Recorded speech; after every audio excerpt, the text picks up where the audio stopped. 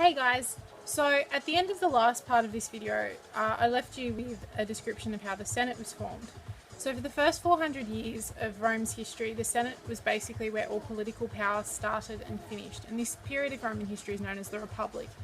It's the period that follows the rule of the kings, and many historians regard it as the height of Roman power. During this time, Rome expanded to become a true empire, but they didn't have an emperor yet.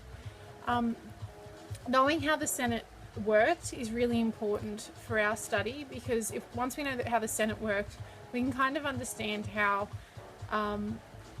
that system was incapable of managing an empire, and it was also incapable of withstanding the agendas and ambition of powerful people like Caesar and Augustus. So basically, the Senate was made up originally of the 100 advisors of Romulus. However, the Senate didn't just rule. Everyone wasn't equal. There was actually bureaucracy within the Senate. And this was known as the cursus honorum. It's kind of like a career path. So all senators were ambitious and wanted political power for themselves, and there was a number of different positions you could be elected to. As far as voting goes, all Roman citizens could vote, patricians and plebeians, and they were arranged in 3 different voting tribes. Plebeians actually had a vote in each tribe, whereas patricians only had a vote in 2 tribes.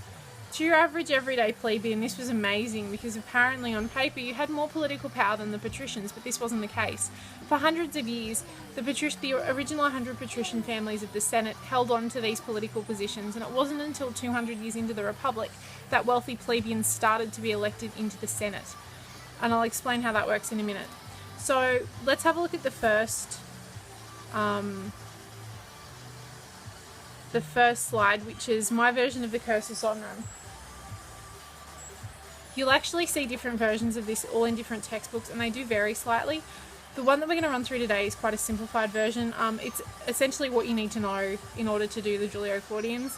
However, if you're interested, you can totally go and have a look at others. So basically, if you're a patrician male, your political career would start at the age of 18 with 10 years of military service. This wasn't like, stabbing, spearing in the mud military service. This was probably being part of a general staff. You're probably a quartermaster or an engineer. It was very luxe. So after 10 years of military service, you'd probably return to Rome, and you'd seek election for the first political position, which was known as the quaestorship. Quaestors were basically baby treasurers. It was regarded as a pretty lowly position. All positions in the cursus honorum lasted for a single year. There were 20 quaestors, and you could either be stationed in a province or in Rome. And basically you were charged with making sure that taxes and different treasuries were spent wisely and correctly. Often quaestors were used as scapegoats, particularly when the empire was running out of money. Candidates were usually 30 years of age, and once you were elected to a quaestorship, your relatives basically retain a seat in the Senate. So there were many families in the imperial period whose, great-grandfather 7 times removed had once been a quaestor, and they managed to retain a seat in the Senate, and none of that person's relatives had done anything since. However, once you're elected, you were in for life. You're probably wondering, their numbers must have expanded exponentially, but I'll explain how that worked in a minute. You could actually cull the Senate's numbers. After that, after your year was up, you had generally a period of 5 years before you could stand for election again. The next position you're eligible for was that of an aedile, kind of like crocodile, but not quite. Positions for an aedile were much scarcer. There were only 4 every year. The candidates were usually about 35 or 36, and basically you're the supervisor of public works and games, and this was a great position because it allowed you to build a public profile. So you were responsible for building buildings in Rome and putting on spectacles and festivals and all that sort of stuff. It wasn't seen as essential, but it was great for building a public profile, and generally only those people who could afford it managed to get elected because you had to pay for these things out of your own pocket. So if you were poor, there was no point. And that's another way that political power was sort of limited to the wealthy.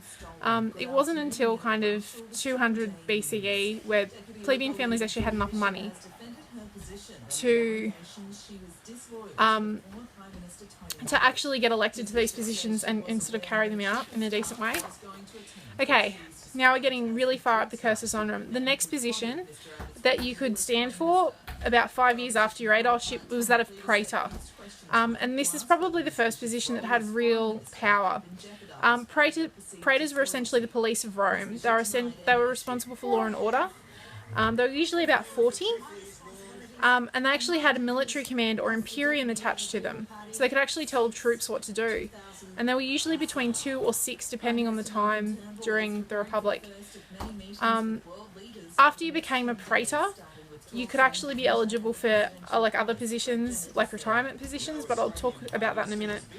After your praetorship, you take another break of about 5 years, and then you could actually stand for the pinnacle of Roman political power, and that was the consulship.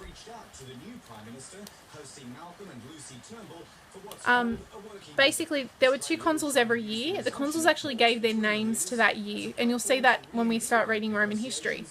For example, in the year of the consulships of Harriet Crawshaw and Jamila Dempsey, ... they were responsible for the Senate agenda, so they basically set what the Senate talked about. So if they didn't want something put into law, it would just be ignored. They also had the right of veto, so if the Senate did pass a law that the consuls didn't like, it didn't get put into law. They also had imperium, and during the Republic, one of them would lead the military in times of war, so they were generals as well. So there's a huge amount of power. Generally, after your year, you couldn't actually stand for the consulship again, so it was usually a once-in-a-lifetime thing.